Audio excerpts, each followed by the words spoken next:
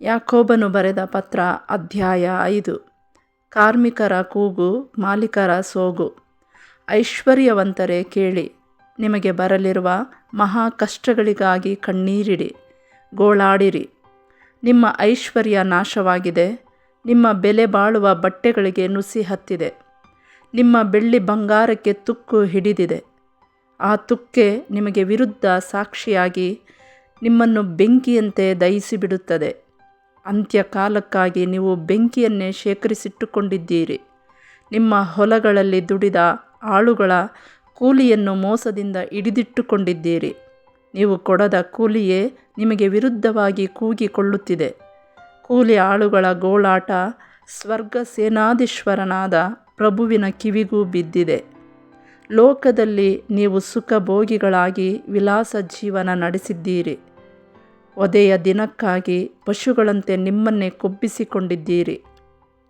ನಿಮ್ಮನ್ನು ವಿರೋಧಿಸಿದ ಸಜ್ಜನನನ್ನು ಖಂಡಿಸಿ ಕೊಲೆ ಮಾಡಿಸಿದ್ದೀರಿ. ಸಹನೆ ಶರಣರ ಭೂಷಣ. ಆದ್ದರಿಂದ ಸಹೋದರರೇ, ಪ್ರಭು ಪುನರಾಗಮಿಸುವವರೆಗೆ ತಾಳ್ಮೆಯಿಂದ ಇರಿ. ರೈತನನ್ನು ಗಮನಿಸಿರಿ.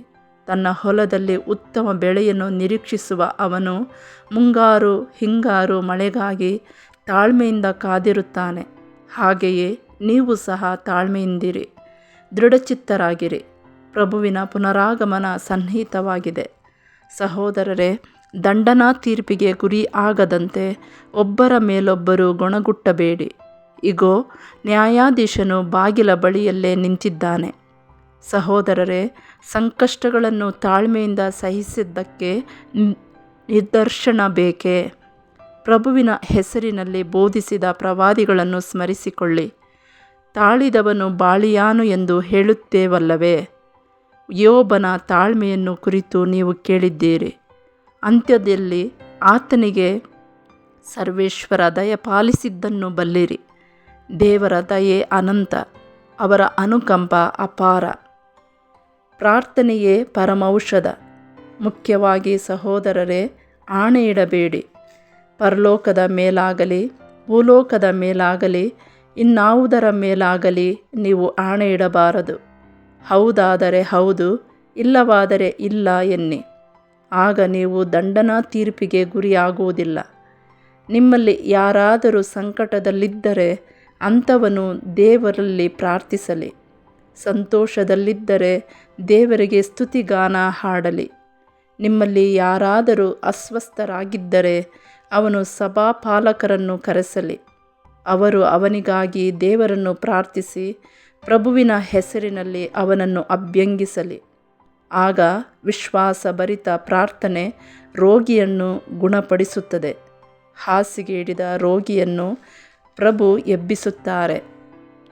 ಅವನು ಪಾಪ ಮಾಡಿದವನಾಗಿದ್ದರೆ ಕ್ಷಮೆಯನ್ನು ಪಡೆಯುತ್ತಾನೆ.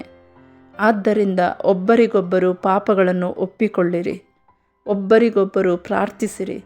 ಆಗ ನೀವು ಸ್ವಸ್ಥರಾಗುತ್ತೀರಿ. ಸತ್ಪುರುಷನ ಪ್ರಾರ್ಥನೆ ಶಕ್ತಿಯುತವಾದದ್ದು ಹಾಗೂ ಫಲದಾಯಕವಾದದ್ದು.